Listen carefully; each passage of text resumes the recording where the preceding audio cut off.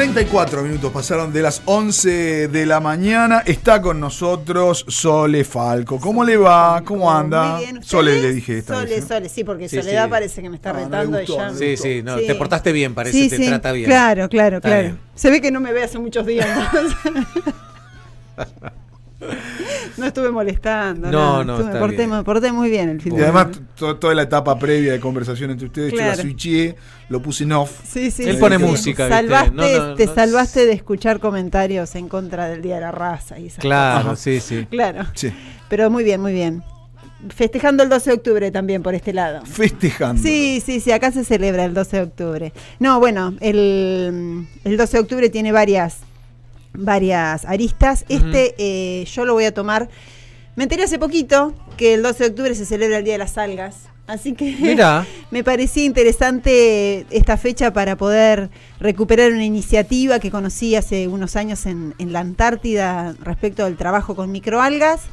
Así que dije, bueno, es una linda fecha para conmemorar. El 12 de octubre es el Día Mundial de las Algas. Día Mundial de las sí, Algas, mirá vos. se comenzó a celebrar de esta manera en 2017, promovida por un ficólogo, que es efectivamente la rama de la biología que estudia las algas. Ficólogo, señora, Sí. no psicólogo. Ficólogo, con F. Ficólogo. No le va a, Con no F le va a de acomodar foca. nada. Sí, el sí, ficólogo. y depende. Y por ahí te acomoda las algas. Claro, si su problema existencial está atravesado por las algas, bueno, vaya al ficólogo. Mirá, Si no, estamos uno viviendo un nunca presente. insista con el psicólogo. Uno por nunca favor. sabe Estamos viviendo el un poder de las presente, algas. claro. No, hay un ficólogo alemán, George Ullmann, para generar conciencia sobre el rol crucial de estos organismos en la producción de oxígeno, la importancia de los ecosistemas marinos y su potencial para la bioeconomía y la salud humana, visto también como las algas se las ve como un bioindicador, tienen un montón de funciones dentro de los ecosistemas y se usan también para entender cómo son esos ecosistemas y cómo se nutren. Para saber más, entrevistamos a Martina Massioni, que es bióloga de la Universidad de La Plata. Yo la conocí, ella trabaja en el museo, tiene su laboratorio en el museo, junto con otro grupo de investigadores e investigadoras, trabajan lo que son las algas en el continente antártico, en las costas. Martina específicamente estudia cómo las microalgas en la península antártica se ven modificadas por los cambios en el ambiente, y su tesis doctoral estuvo centrada en investigar y mostrar la importancia de las algas como productores primarios y fundamentales para los ecosistemas marinos costeros de la península antártica. Y acá Martina nos cuenta un poquito sobre cómo es su doctorado. Para mi doctorado me concentré en entender cómo las microalgas se relacionaban con el ambiente y cómo los cambios que se daban en el ambiente podían afectar la composición de las microalgas. Bien, entonces lo que cuenta sobre su doctorado. Por habla- cierto, si nos ven en UNLPTV estamos viendo imágenes de ella. están saliendo imágenes de Sí, Martina sí. y de todos los trabajos que vienen haciendo. Claro. Las microalgas comprenden un grupo muy amplio de microorganismos fotosintéticos unicelulares que viven en una amplia variedad de ambientes y climas. Las microalgas nos dan información sobre los cambios en los ecosistemas. Distintos tipos de microalgas están adaptadas a distintas condiciones ambientales. Estos organismos no tienen la capacidad de moverse a través de una columna de agua. Entonces, si las condiciones cambian o las condiciones no les gustan o no se pueden adaptar, se terminan muriendo, y esos son datos que se van tomando y se van analizando para entender cómo es este fondo marino. Estos cambios se ven muy rápido porque son organismos unicelulares muy simples y de ciclos de vida muy rápidos. Además que hay una variedad impresionante, o sea, es incontable la cantidad que hay. Ellos las visualizan en los microscopios, y además parecen luces de colores porque tienen todos diferentes colores, o sea, es muy maravilloso. Uh-huh. A grandes rasgos, si conocemos la composición de las microalgas, podemos entender qué cambios están sucediendo en el sistema al monitorear estas zonas costeras y evaluar las microalgas. Se puede entender de alguna manera las alteraciones en el ambiente, cómo vienen aparejadas con el cambio climático y cómo están siendo afectadas en estas zonas.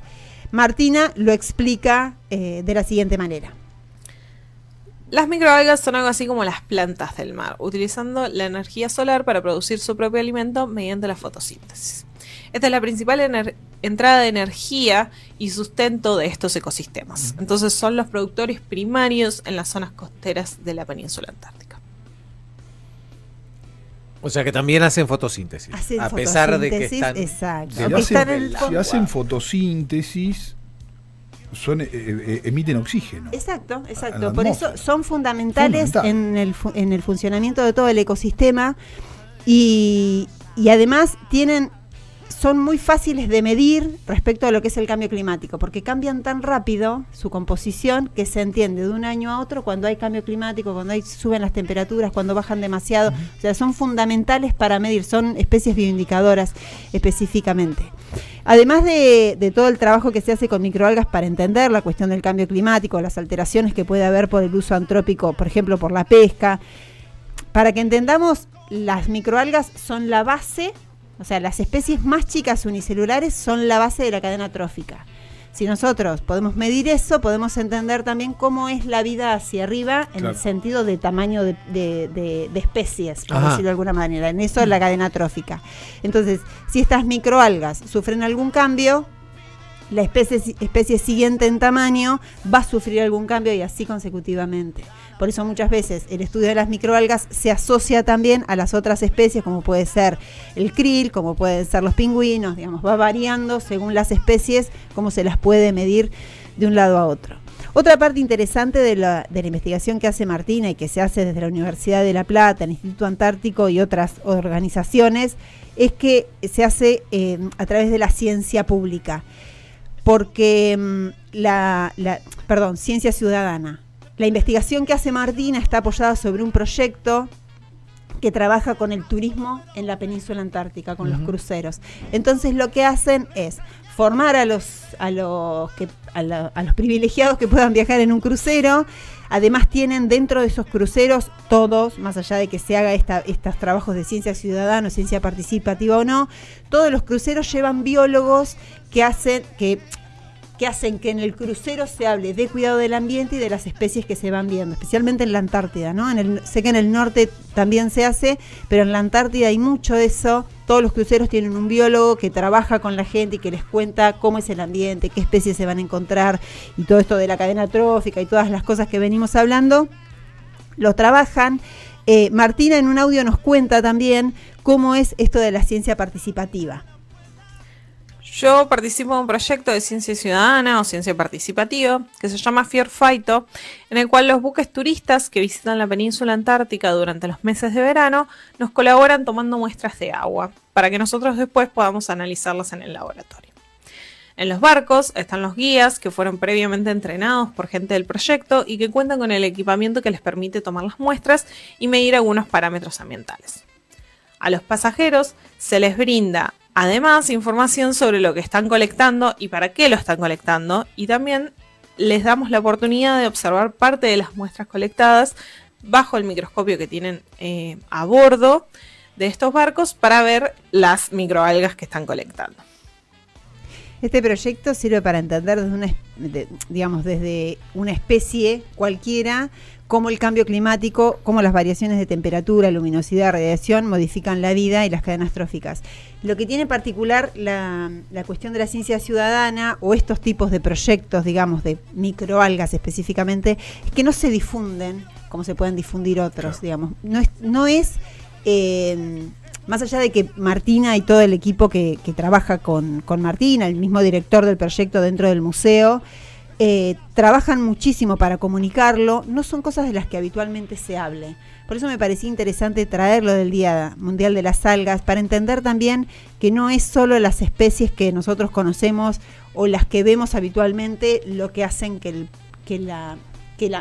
lo que demuestra, digamos, que es necesario cuidar el ambiente, sino estas especies que se ven solamente a través del microscopio son tan importantes como una ballena, digamos, porque muchas veces se habla de, bueno, protejamos la ballena, hagamos esto. Si el krill no come microalgas, no hay krill, y si no hay krill, no hay ballenas, exacto.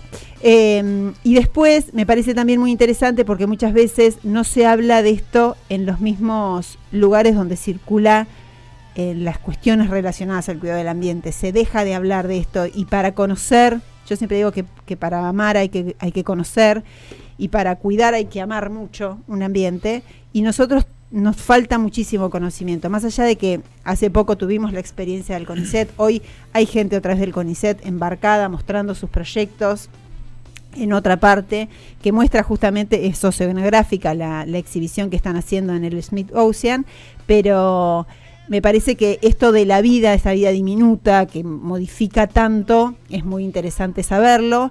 Y después también saber que parte de estas microalgas que están poblando, o que son población de nuestro mar argentino, nuestro Atlántico Sur, forma parte de lo que es la corriente circumpolar antártica, que enfría los 3 océanos.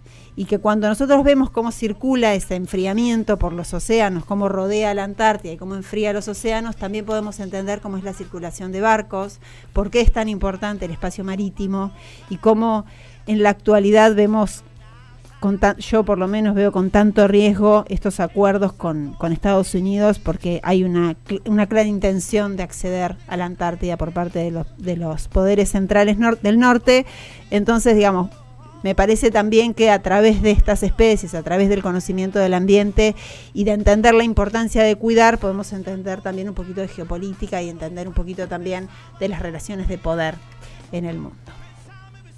Muy bien. Sí, me quedé pensando en esas. No hay nada oculto, además, ¿no? En las declaraciones del secretario de Tesoro de los Estados Unidos. Incluso hablan sin ningún tipo de tapujo, conociendo poco la ley argentina, pero hablan sin ningún tipo de tapujo de determinadas zonas geográficas. Hablan de la Patagonia Austral, hablan de Tierra del Fuego, directamente lo nombran. Lo nombran en función de recursos que muchas veces, digo, del desconocimiento de la Constitución argentina, porque esos recursos desde la Constitución del 94 en adelante son de las provincias, y no es una decisión soberana nacional, sino que es una decisión, en todo caso, soberana jurisdiccional. Pero no tiene ningún tipo de amague, digamos. No, están siendo muy directos. No hay maniobra elusiva, son directos. Sí, no lo están haciendo escondidas. No, y por eso me parece importante el rol que juegan los gobernadores en este contexto. Digo, lo político es fundamental, van jugando a ver qué pueden sacar, y me parece que es importante también, ¿no? En función de esto, si son sus territorios los que tienen estos recursos apetecibles para Estados Unidos, cómo jueguen ellos será crucial. Apetecible para cualquier gran potencia, digamos, ¿no? Yo le ponemos la bandera de los Estados Unidos, que muy claramente rivaliza geopolíticamente con China. Y no creo que haya un bando que sea extraordinariamente malo y otro bando que sea extraordinariamente bueno. Son potencias imperiales. Sí.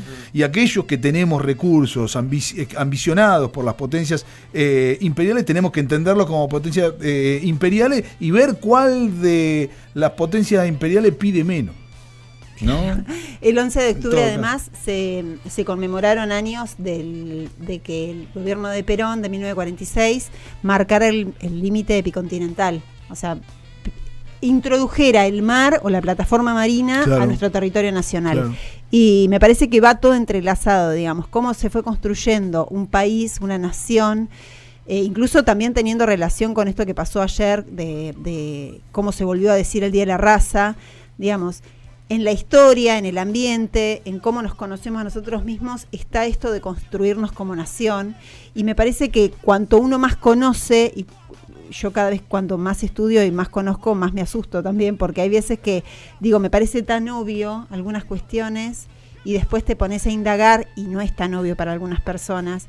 Pero me parece que es muy importante reconocernos nosotros como territorio, cuidarnos a nosotros como territorio, y tener completamente claro qué es lo que tenemos, porque cuando pase otra vez esta colonización y se lleven nuestros recursos o bienes comunes de la tierra, el mar, la atmósfera y las plataformas submarinas, el pasivo ambiental nos va a quedar a nosotros, y no va a haber ni microalgas, ni pesca, ni un montón de cosas para nuestras futuras generaciones. Exactamente.